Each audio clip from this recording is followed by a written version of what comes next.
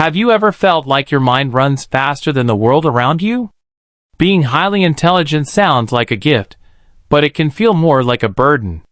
You overthink everything, find it hard to connect with others, and question the meaning behind even the simplest things.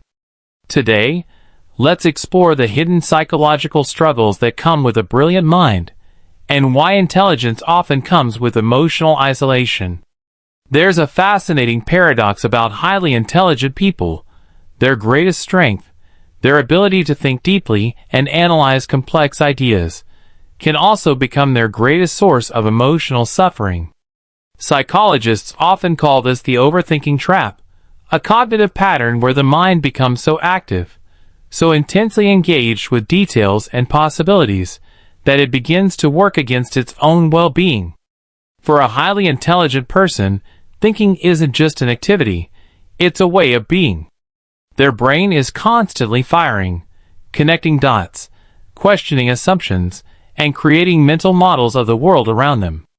They don't just see what is, they imagine what could be, what should be, and what might have been. While this gives them an incredible ability to solve problems, it also means their mind rarely, if ever, rests. Overthinking begins innocently. A single thought, something someone said, a small mistake, or a hypothetical scenario, triggers a cascade of analysis. The mind starts spinning. What did they really mean? Should I have said something different? What if this leads to something worse? Before long, that one thought has branched into dozens of mental threads, each leading to new what-ifs, new worries, and new unresolved questions. Psychologically, this phenomenon is often linked to rumination, a repetitive focus on negative thoughts or problems without moving toward a solution. According to cognitive psychology, rumination activates the brain's default mode network, the system responsible for introspection and self-referential thinking. While this network supports creativity and insight, excessive activation keeps a person mentally trapped in loops of reflection, regret, and hypothetical analysis. For highly intelligent people, rumination is magnified by cognitive complexity, their natural ability to see multiple perspectives simultaneously. They can understand why something happened, imagine alternative outcomes, and empathize with every person involved. But that same capacity makes it hard to find closure. They rarely accept things at face value. Their mind keeps peeling back layers, searching for meaning that may not exist. This kind of mental hyperactivity can also trigger analysis paralysis, a state where one becomes so consumed by possibilities that they can't make a decision at all. Every choice feels weighted with potential consequences, every outcome examined from 1,000 angles. One of the quietest yet most painful struggles of being a highly intelligent person is the deep sense of loneliness that often accompanies it. It's not the kind of loneliness that comes from being physically alone, but the kind that lingers even in a crowded room, the feeling that no one truly gets you. For many highly intelligent people, this loneliness isn't caused by a lack of social opportunities, but by a lack of genuine understanding. Psychologists have long observed a strong link between high intelligence and feelings of isolation. The reason lies partly in how the gifted mind processes reality. Intelligent individuals perceive the world in layers, seeing patterns, connections, and contradictions that most people overlook. While others may focus on surface-level experiences, they are drawn to depth, to meaning, to the unseen mechanisms behind everything. This difference in perception can make social interactions feel disjointed, even alienating.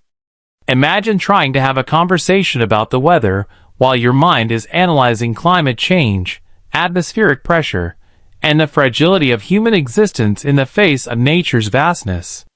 The intelligent person doesn't intend to be distant or serious. Their mind simply gravitates toward complexity.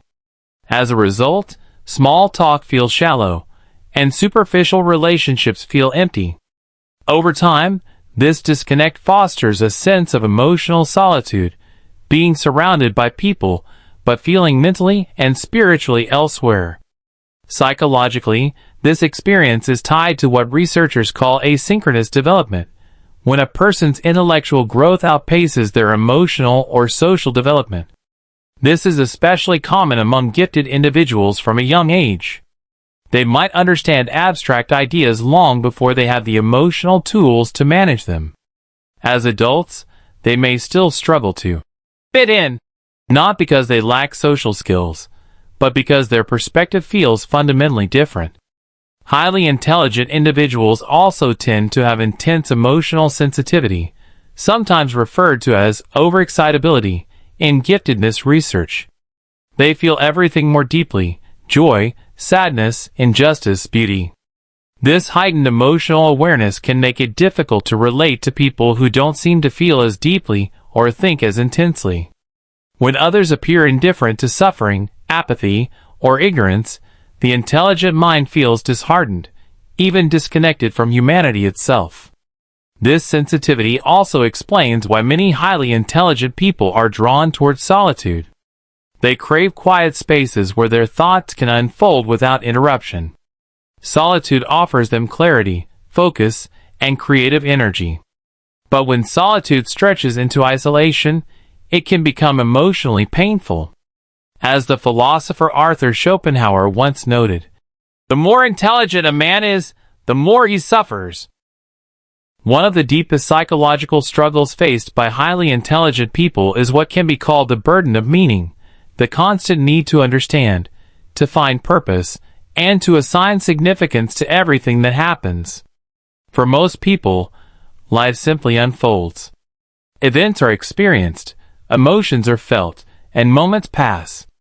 But for the highly intelligent, every experience demands interpretation. They see patterns where others see coincidences, lessons where others see accidents, and philosophical questions where others see routine. This endless search for meaning can be both enlightening and exhausting. It drives scientific discovery, creative brilliance, and moral reflection, but it can also lead to existential fatigue, a state where the mind becomes weary from constantly trying to decode the mysteries of life. Intelligent individuals often feel that existence must mean something, and when that meaning isn't immediately visible, it creates an inner void, a quiet anxiety that whispers, "What's the point of it all?" Psychologists link this need for meaning to existential intelligence, one of Howard Gardner's multiple intelligences. It's the ability to contemplate profound questions about human existence, death, purpose, freedom, and morality. While this intelligence enriches one's inner life, it also exposes a person to a unique kind of suffering. Awareness expands not only one's understanding but also one's sensitivity to uncertainty, loss, and contradiction. For the highly intelligent, this manifests as a constant tension between knowing too much and understanding too little. They can grasp how vast and complex the universe is, yet they're painfully aware of how small and transient human life remains within it. This dual awareness of infinite possibility and finite existence creates a psychological conflict that can lead to existential depression. Existential depression differs from clinical depression. It doesn't always stem from chemical imbalance or trauma, but from awareness itself, from realizing that meaning is not given but must be created. Psychologist Viktor Frankl, in his work Man's Search for Meaning, argued that humans can endure almost any suffering if they can find purpose in it. For the highly intelligent, this insight cuts both ways. Their ability to perceive deep meaning sustains them during hardship, but their inability to find it can destroy them. This burden often appears early in life. Gifted adolescents, for example, may question moral systems, societal norms, and even the purpose of education itself. They see hypocrisy in institutions and contradictions in values. As adults, they continue to wrestle with questions others might avoid. Why do we chase success? Why do we suffer? Why is happiness fleeting? These aren't passing curiosities. They're daily mental companions.